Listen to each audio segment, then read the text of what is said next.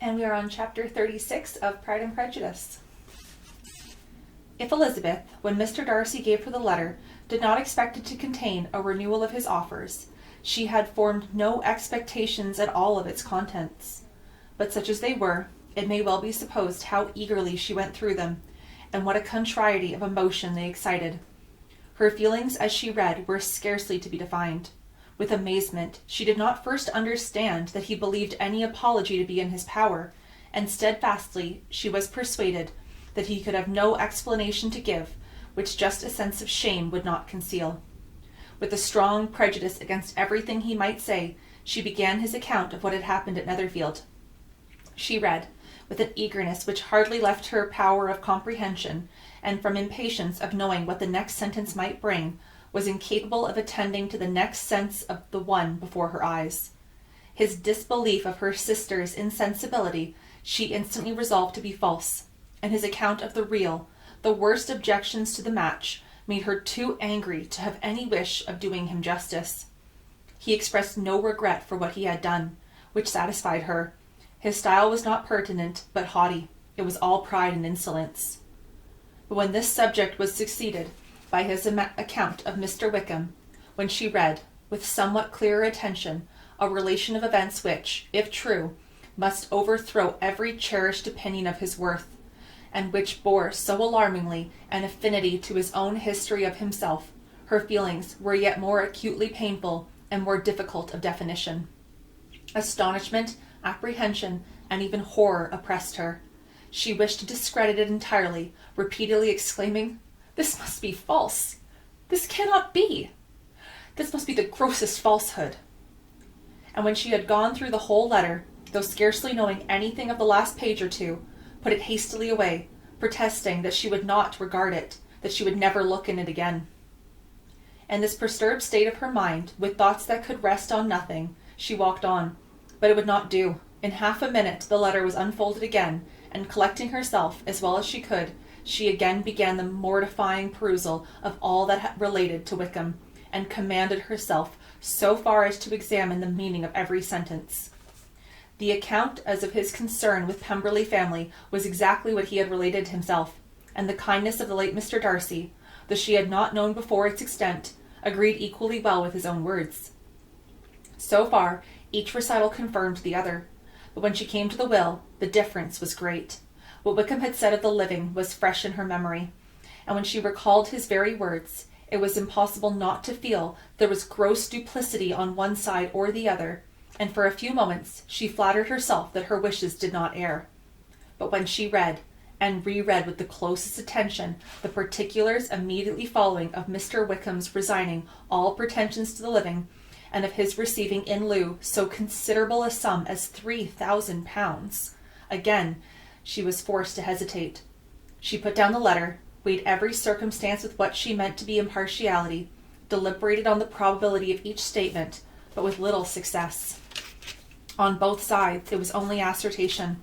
Again she read on, but every line proved more clearly that the affair, which she had believed it impossible that any contrivance could so represent as to render Mr. Darcy's conduct in it less than infamous, was capable of a turn which must make him entirely blameless throughout the whole. The extravagance and general profligacy which he sculpted not only The extravagance and general profligacy which he scrupled not to lay to Mr. Wickham's charge exceedingly shocked her, the more so as she could bring no proof of its injustice.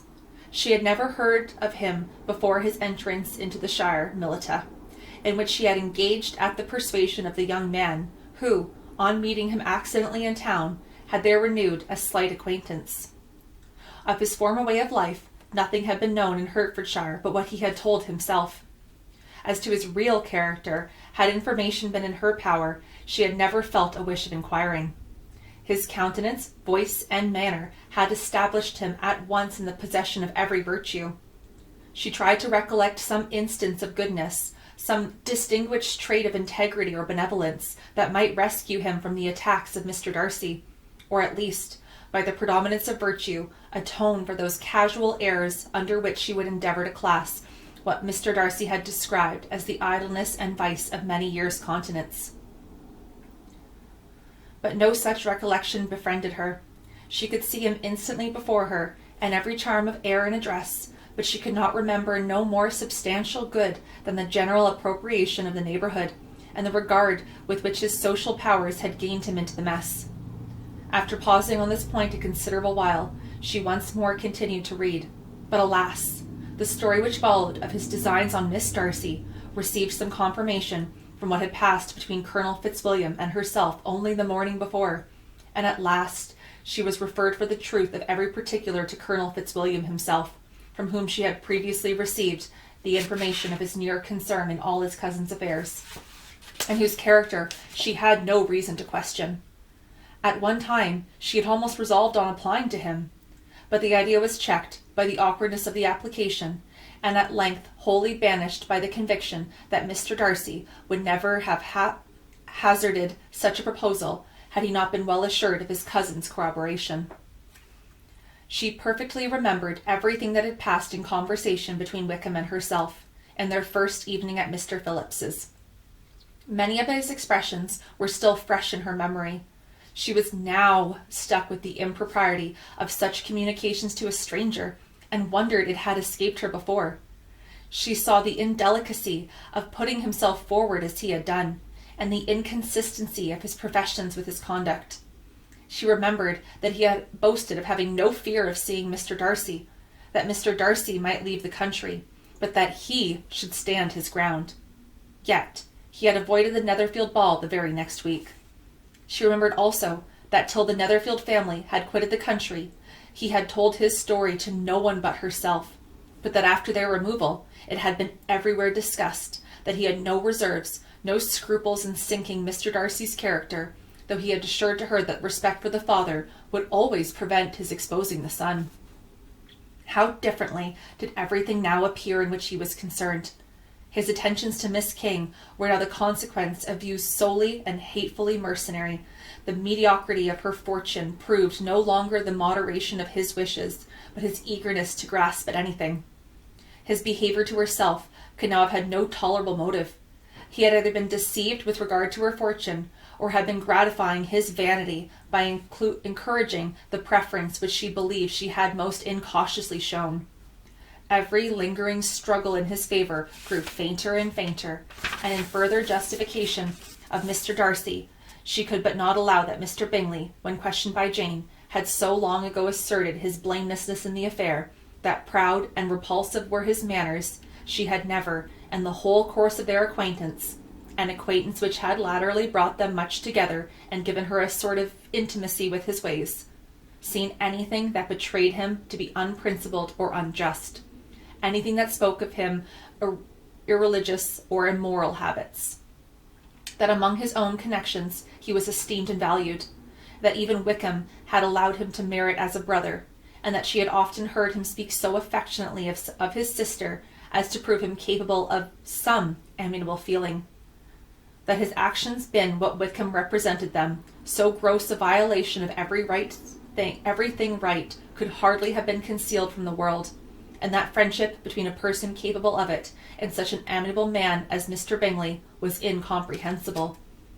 She grew absolutely ashamed of herself. Of neither Darcy nor Wickham could she think, without feeling that she had been blind, partial, prejudiced, and absurd. "How despicably I have acted," she cried. "I, who have prided myself on my discernment.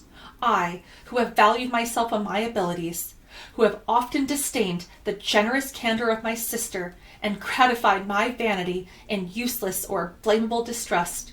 How humiliating this discovery! Yet, how just a humiliation! Had I been in love, I could not have been more wretchedly blind. But vanity, not love, has been my folly. Pleased with the preference of one, and offended by the neglect of the other, on the very beginning of our acquaintance, I have courted prepossession and ignorance, and driven reason away where either were concerned. Till this moment I never knew myself." From herself to Jane, from Jane to Bingley, Her thoughts were in a line which soon brought her recollection that Mr. Darcy's explanation there had appeared very insufficient, and she read it again. Widely different was the effect of a second perusal.